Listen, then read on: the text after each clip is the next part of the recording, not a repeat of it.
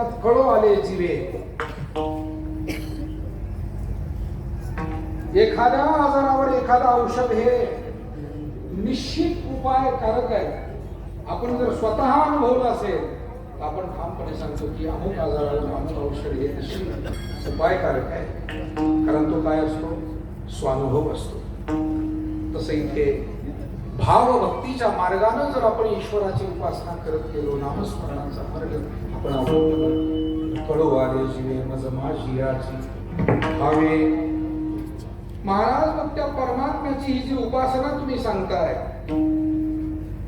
भाव अंतःकरणामध्ये ठेवून त्याची भक्ती करायला सांगताय, पण ती भक्ती नेमकी कशी करावी? म्हणाले भगवंताचं स्मरण भजन चिंतन करावं, ते आपल्यासाठी पुरेसं आहे. अभंगाचं 3रं चरण.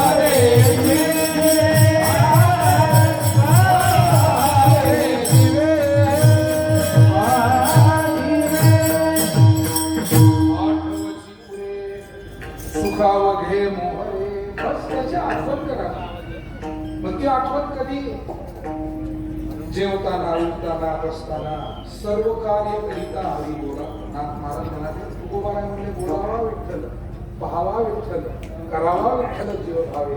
येणे सोसे मन झाले हवरी, परत माघारी. अखंड अंतःकरणाला त्या परमात्म चिंतनाचं अनुसंधान लागावं. सतत कृष्णमूर्ती सावळी खेळे हृदय कमळी, अशी भावना अंतःकरणात तयार व्हावी, असं महाराज या उपासनेचं स्वरूप सांगतात. मी सरते शेवटी जगद्गुरु तुकाराम महाराज सांगतात, आपण जे जे काही करतो फार महत्वाचा मुद्दा आहे. आपण तीर्थयात्रा, व्रत, उपवास, पूजा, भजन, सेवा, त्याच्यामध्ये आपण आपलं मन एकाग्र केलं पाहिजे, चित्त लावून ते केलं. मन नसेल तर तुम्ही केलेली पूजा ही केवळ औपचारिकता ठरते. मग माऊली म्हणाले, व्रत जैसा शृंगारला, गाढव तीर्थी नानीला, कडू दुधिया मागील, हे सगळं वरवरचं लेपन केल्यासारखं होईल. आता मृताला किती शृंगार केला म्हणून त्याला काय आनंद होणार आहे? धोतर फाटलं तर वेळेत घेऊन टाकावं वडीलधाऱ्या माणसाचं. जाताना धोतर काय काम?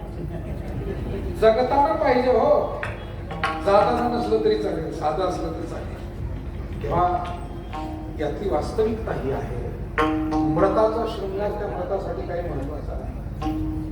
गाढवाला गंगेवर नेऊन त्याला आंघोळ घातली. गुरुवारी महाराज फार सांगायचे, गाढवाला गंगेत आंघोळ घातली, आंघोळ करून ते बाहेर आला, त्याला उकिरडा दिसला. राखे सवे भेटी केली तेने, गाढवाचे अंगी चंदनाची मुठी, राखे सवे भेटी केली. त्याला चंदनाची मुठी काय लावली, गाढवाला ते कळत नाही. तसं आम्ही वरवर केलेली सेवा ही वरकरणी ठरू शकते. आणि म्हणून मन मना भव मत भक्तो मध्याची माम नमस्कुरु मामे वैश्यसी युक्तो मात्मान मत करावे. भक्ती मार्गाचा गाभा सांगितला या श्लोकामध्ये. संपूर्ण भक्ती मार्ग त्याचा गाभा आहे, त्याचं सार या श्लोकामध्ये. अर्जुना, तू मन हे मीची करी, माझिया भजनी प्रेम धरी, सर्वत्र नमस्कारी मज एकाते. आणि हेच महाराज अभंगाच्या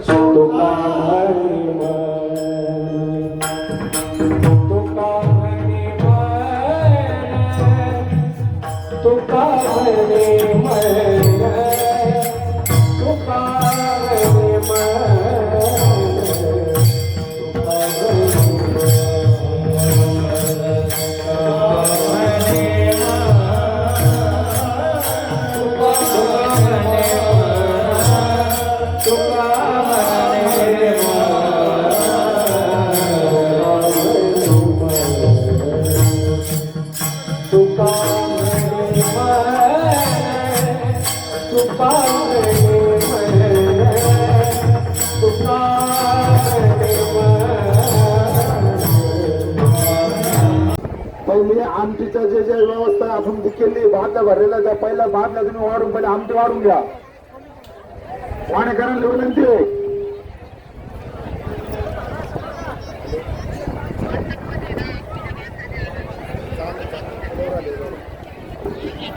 महिलामध्ये आमटीच्या बाजूने मंडपच्या महिला बसलेले इकडे आमटी आलेली नाही अजून. आमटीच्या भाज्या वाढून घ्या. महिला मंडळ मध्ये आमटीच आलेली नाही. मंडपच्या महिला बसलेले तिला आमटीच नाही अजून. आमटी कृपया ज्याच्यात जे आपल्या ट्रॅक्टर जिडे लागलेले त्या वाडेकरांना विनंती आहे आपण आपल्या बंकीमध्ये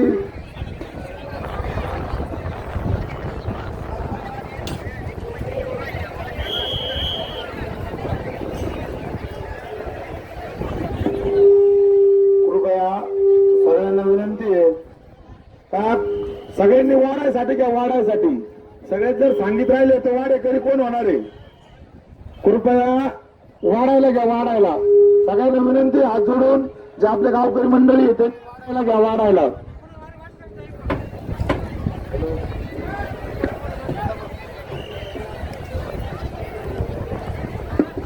कृपया जे महिला मंडळ पाणी वाटत आहे जर लईच आमटीचं कमी होत असेल तर पाण्याचे हंडे कमी करून आमटी भरून आमटी वाढू शकतो आपण त्याच्यामध्ये.